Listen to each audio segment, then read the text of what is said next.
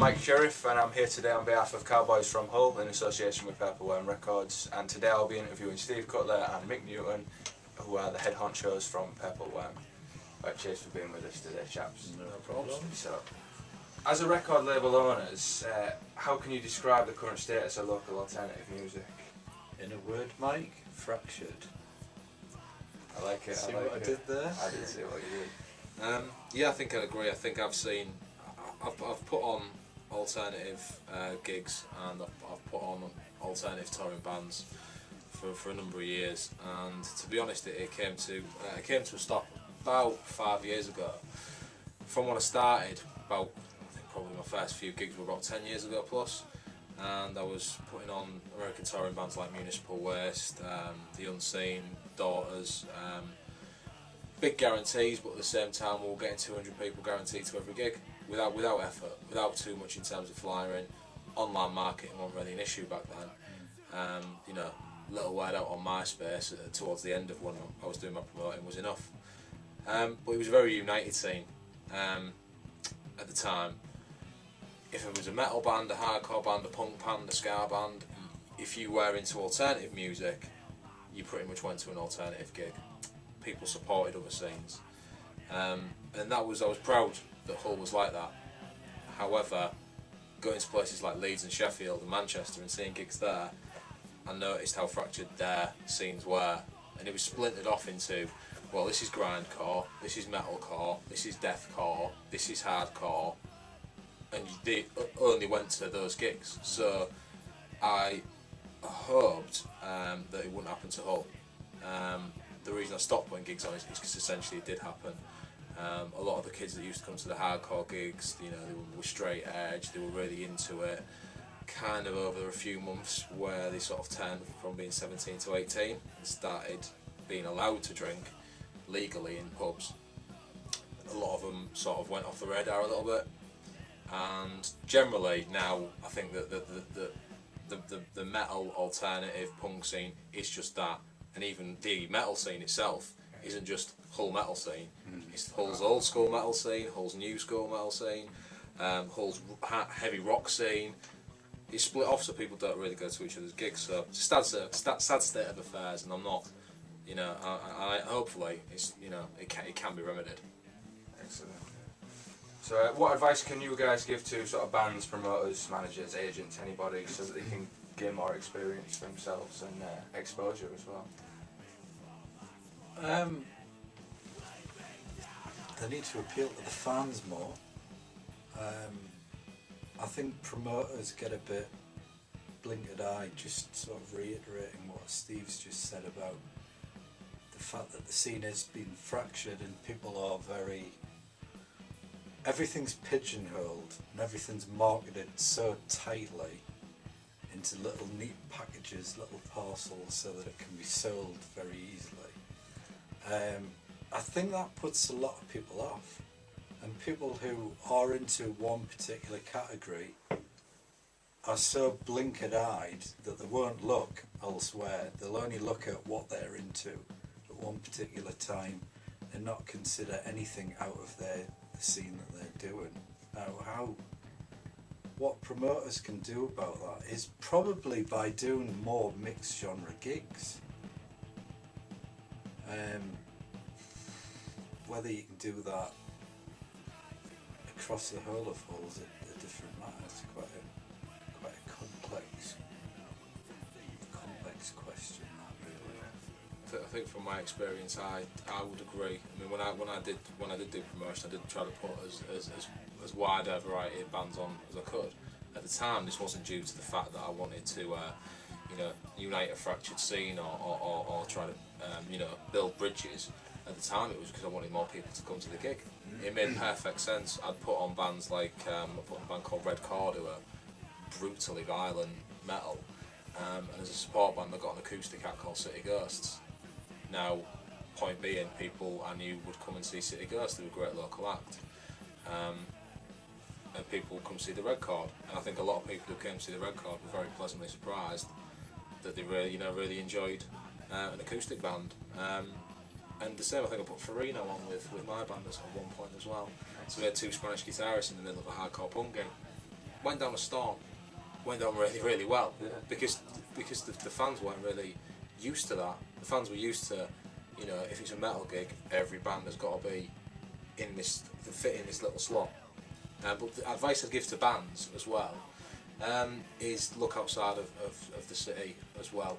You know, look at getting yourself gigs in places like Grantham. You know, Lincoln's great. There's quite a few places over Grimsby, over the water, where people won't just stand there cross-armed, sort of looking down the nose at you. People, they'll lose their heads, they'll dance. You know, I remember when people used to dance to every band in Hull. Don't happen anymore, but get yourself out there. So what would an artist have to do to become noticed by Purple Worm Records? Email us, purplewormrecords@hotmail.co.uk. We've now got a proper A&R department who will listen to tracks. We've struggled with that in the past, I will be honest with you, and we haven't always been able to listen to everything that's been sent through. But just send us SoundCloud links and we will try and do our best to review and give you some form of feedback ASAP. So even if you're not signed, we will try and point you in the right direction. And as well, if anyone in any of the bands does any students at Hull College, there are opportunities out there to come in and do some recording. We do require bands to come in and record as part of a student's project, but you know, these are level 3 final year BTEC students or level 4 degree students, and it's for their portfolio, and they will put in a lot of effort, and you may well end up with a really good professional sounding recording done in a professional studio environment. So if you do know anyone who comes to Hull College and studies music or music tech, it might be worth having a chat with them. And it's maybe a bit of a fast track way, but also by all means, you know, email the label or send in a SoundCloud link, and we'll better set up now to get back to everybody who puts in the inquiry.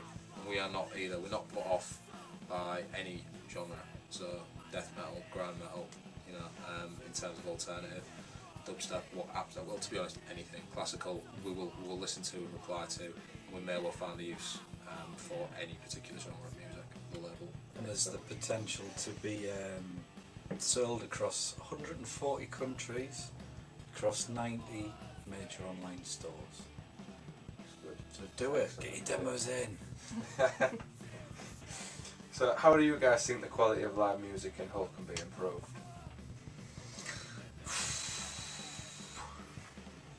Better equipment, better venues.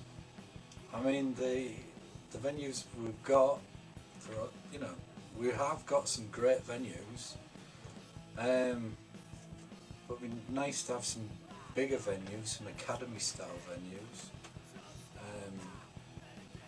But this current economic climate, it's going to be difficult to actually get people down. But it'll pick up in a couple of years. It'll be fine. I think the venues we've got are defined for the kind of gigs we're putting on. I think, yeah, definitely maybe investing in better live sound equipment for live sound engineers.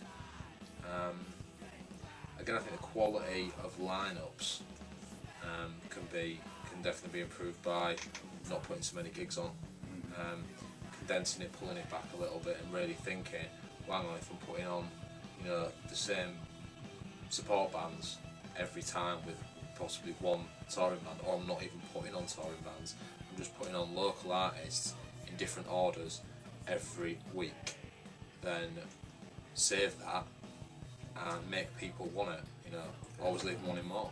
Exactly. I mean, the advice to the bands really, rather than the promoters or the venue owners. If you're in a band, don't gig half a dozen times a week. Yeah. It's as simple as that. You know, just gig once a month. That's all you need. That's all you need. So, do you think that Cowboys from Hull is just what local metal, rock, and hardcore needs? Absolutely, absolutely. The whole idea behind the album's great. All credit to you, Mike, because it was your proposal that was chosen out of 33 that we got in. Great concept, the idea of bringing you know, the fractured alternative scene back together again, and hopefully the CD will do that, and hopefully the gig will do that. It's a start, isn't it? I think that's the thing. It's not going to be with one compilation and one gig, no matter how successful it is. It's a start, and I just what I hope is it's exactly what the scene needs. But it's hopefully going to, you know, it's a spark. And hopefully we'll start not just in terms of some of the fans and local alternative music fans. It's hopefully a spark that'll start with bands and promoters as well, and it'll spread, because it's the type of thing that we need more of. And it's when I think of growing up, and when I think of being, you know, 15, probably shouldn't have been allowed in some of the venues, but when I think of being at that age and going to see the bands I went to see, and the variety of bands, and how busy the gigs were, and the fact people were dancing, and the fact that there was a lively atmosphere, I want that for the type of, you know, for other students that are now coming to our college. They deserve that, and the only way that if you're into alternative music that you're going to get that is by supporting the alternative local music scene, and not being so picky about it's not exactly this, you know, deathcore or grindcore. Yeah, take your blinkers off. Yeah, there's a gig. Go out, go to a gig. Go to as many gigs yeah. as you can. Go to indie gigs, go to dance gigs, go see live music, because if you don't go see live music, that's when venues get shut down, that's when promoters stop doing the jobs. The more people that you meet, the more gigs that you go to, the more successful you'll become as an artist as well. You know, you need to meet, you need to be out there networking with people from all different backgrounds, doing all different styles, all different genres of music, to get ahead. It's as simple as that. You will not get anywhere with those blinkers on, just following one path. Yeah, exactly. So finally, chaps, who are a few artists or bands that you think people need to make more effort to come out and show some support for? Ooh. So a couple That's of like your saying who's your favourite child. I think, to be honest, that there's a lot of bands that deserve a lot of recognition in the city, and, you know, out of the city, but generally UK bands that are doing really well at the minute. I think the Colour Line are sort of heading up. They seem to be going from strength to strength at the minute. But I think it's people should just make effort to go out and see bands. Yeah. I mean, in terms of the compilation and working with you guys on this compilation, you know, I've you know, my band's on it, and I know that Wizwood. What's your band, sorry? So Last Days of Rome. So the Last Days of Rome are on it, and Wizwood are on it. You know, we're hardcore punk bands. Wizwood, you know, have split up. They just did a reunion the other month. Well, that was rammed. You know, that had a really good attendance. My band don't gig very often for the exact reasons I spoke about. But there's bands on there like Novellian, Elika. There's a local band called Messengers. Okay, they're essentially rock bands, but we're involving these types of artists in this project because they're awesome. Yeah. You know, I wouldn't have necessarily gone out to go to an alternative rock, you know, heavy rock and kind of like almost with grunge elements. It's not what I'd sit at home listen to, but live they blew me away. Battalions, they're so heavy. You know, there's a lot of talent in the city, and I like, you know, like a mixed bill and a mixed gig. But I think all of the artists that have got onto this compilation, and there's a lot of others. You know, this is volume 1. Let's see what happens with a volume 2, volume 3. Hopefully, fingers crossed. There's lots of artists, lots of alternative artists, and all you know, check out this compilation, because every band on it, go out and see them if they're playing, you know, anywhere near you. Go out and check them out, because they're all very tight, very talented musicians who put a lot of work and effort, a lot of time and money into their bands. Okay, and I think being in a band, and if you are anyone who's watching this is in a band, the amount of your life that goes into, you know, producing music, you know, the cost of it, the time, the effort, the arguments, the falling out, it's all to play live and to be, you know, to be watched by, you know, members of the public. Yeah. Whether they like you or not, you don't care. You just want to get out there and do it. That's the only time you get an instant recognition for what you do, really, and that is when you perform live. Otherwise, you know, no one knows whether they like you or not. Yeah. So get down to the gig and get the album bought. Right. First 50 people get it free, so get there early. You don't have to buy it. You'll be one of the lucky few. So thanks for that, chaps. And remember, the 9th of the 5th, 2012 is when Cowboys from Hull is released.